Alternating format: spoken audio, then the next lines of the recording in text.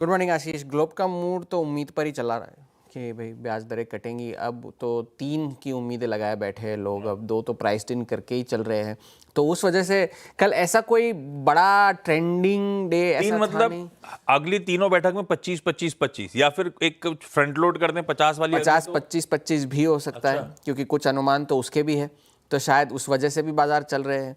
तो ऐसा कोई बड़ा एक सीमित दायरे में ही कामकाज था, मगर बढ़त के साथ बंद हुए सारे बाजार। चाहे नैस्डैक ने तो रिकॉर्ड हाईज लगाए हैं, S&P 500 अब अपने 22वें रिकॉर्ड हाई इस साल के उसके करीब आ चुका है फिर से। तो 21 रिकॉर्ड हाई इस साल S&P 500 ने ऑलरेडी बना चुका है। तो अब ये है कि महंगाई का आंकड़ा तो आना ही है इस हफ्ते, लेकिन अब उम्मीद इस बात की है कि महंगाई का आंकड़ा उतना ख़राब नहीं आएगा जिसकी उम्मीद है।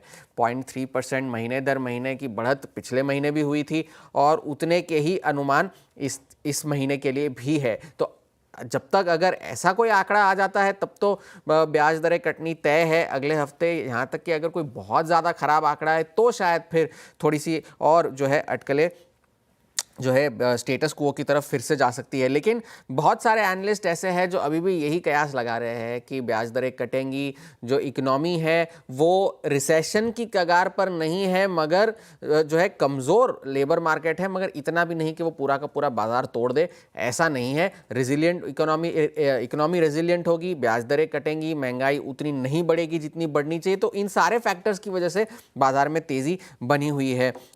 UBS एक ऐसा जो है फर्म है जो एक अनुमान लगा रहा है कि जनवरी तक जो है 100 बेसिस पॉइंट्स के जो है रेट कट्स फेड कर सकता है, जो कि अगले महीने अक्टूबर में और दिसंबर में ये 3 जो बैठकें होने वाली है उसमें 100 बेसिस पॉइंट्स तक के कट्स हो सकते हैं।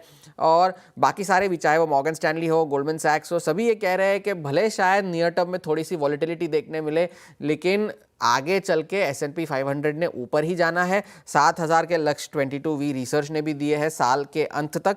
लेकिन JP मॉर्गन थोड़ा सा डिफर कर रहा है इन सभी चीज़ों से। उन्होंने ये कहा है कि फेड का ये इवेंट जो है वो ये ट्रिगर बन सकता है कि सेल द न्यूज़ वाला ट्रिगर जो है उससे शायद बाजार में थोड़ा सा करेक्शन देखने मिले फेड के फैसले के बाद।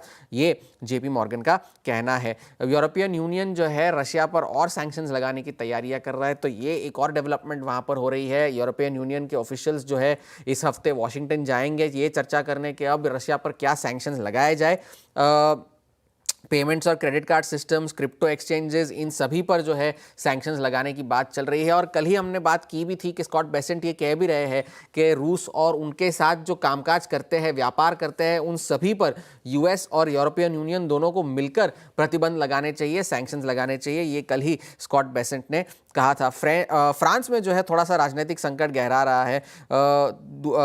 पिछले 1 साल में दूसरी बार वहां पर सरकार गिर गई है। प्रधानमंत्री फ्रांसवा बेरू ने कल इस्तीफा दे दिया और 194 के मुकाबले 364 वोट जो है उनके खिलाफ पड़े अविश्वास प्रस्ताव में, लिहाजा उनकी सरकार जो है गिर गई। अब एक नए प्रधानमंत्री को रखना होगा। बेरू जो है वो ये कह रहे थे कि खर्चों में कमी करनी चाहिए, टैक्स बढ़ाने चाहिए, जिसका लोगों ने समर्थन नहीं किया, जिसका संसद ने भी समर्थन नहीं किया।